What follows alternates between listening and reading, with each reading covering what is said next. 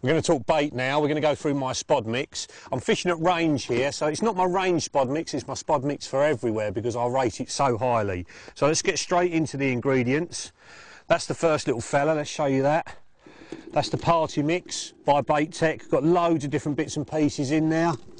That smells really aniseedy, really, really nice and pungent. We've done some underwater filming with this stuff and the fish absolutely love it.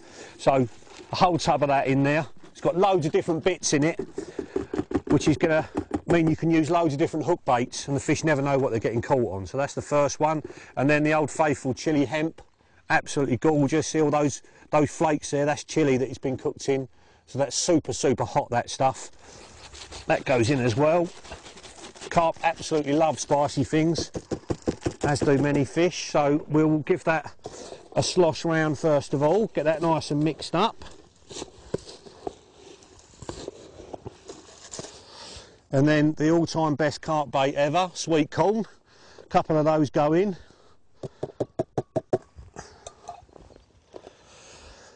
The cheap stuff you can get out of the supermarkets is really good as well. Always buy it with sugar and salt in it, it tastes far better. At the end of the day, the fish are not on a diet, so we haven't got to worry about calories. Give that a good old slosh round. And then if it wasn't spicy enough, we're going to give it some spice as well, some chili powder. Just get this out of the supermarket as well. Give that a nice liberal. I don't use the flakes in this, I use the powder because it gets dissolved better into the mix. I'm really big into seasoning my bait, just like you do with your dinner. Put stuff on it to make it taste better. Put stuff on your bait, again, to make it taste better. And something spicy like this is going to give it a sort of halo on the bottom. So even if they eat everything, there's still that spicy smell sitting in between the stones if you're fishing on gravel or getting pushed into the silt. And it means if you carry on baiting up like I've been doing in this session, the whole area just carries on smelling. So when the fish come back across you, hopefully they drop down and they feed. And then some salt. Put it on your dinner, it tastes better. Put it on your bait, it tastes better. Liberal bit of salt there as well.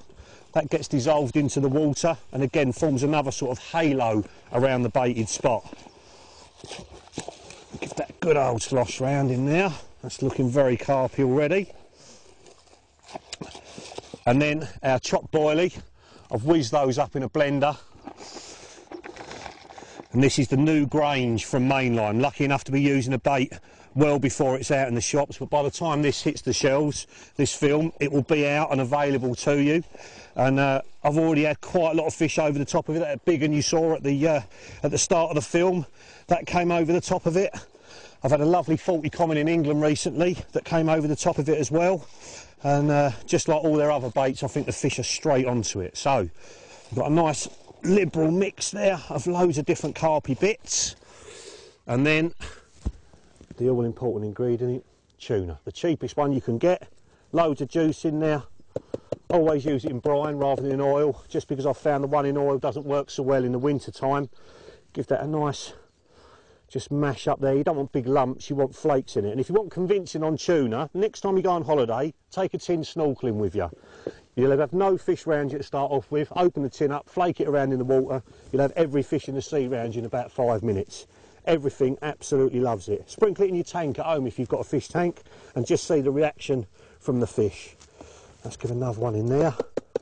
These cost 30p, these tins. Absolutely nothing. And for 60p extra in your spod mix, I think it increases the pulling power massively. Oh, look at that. Super, super, super carpy that is. Now the reason I've put the boilie in there, one, obviously the fish love eating the boilies, but also it soaks up all the juice from the hemp and it holds everything in the spod better. One thing you'll notice I haven't put in there is pellets. Now the reason for that is, one, you can't use them on this particular venue, but also everybody uses pellets. And when you put them in your mix, they turn to mush within about 6 hours, and all it does is causes a cloud in the water and doesn't really get to the bottom. Great if you're going to get a quick bite, but here I'm baiting up maybe 6-8 hours before I get a take, and that pellet's completely wasted. And the other thing it does is it holds all the gear in the spod, so when you're casting out there and the spod's bobbing up and down in the surface, the gear stays in it far too long. With this, it gets flushed out straight away because it doesn't get any stodgier. With this mix, it just clears straight out the spot instantly, and you know all of it's getting down onto your spot. So I'm going to do this probably 4 or 5 hours before I'm actually going to spod, to allow the boilies to soak up all that juice. If it's still falling out the back of the spod when I cast, then what I would do is add a little bit of ground bait to it, like this Mojo stuff. That will stodge it up a little bit, but it will stay exactly the same consistency from the second I put it in there. So I'll just add a little bit, just so I can compress it down so nothing comes out the back of the spod, and then you know every single grain's getting out into the lake. So that's the mix. So let's have a look at how to put it in.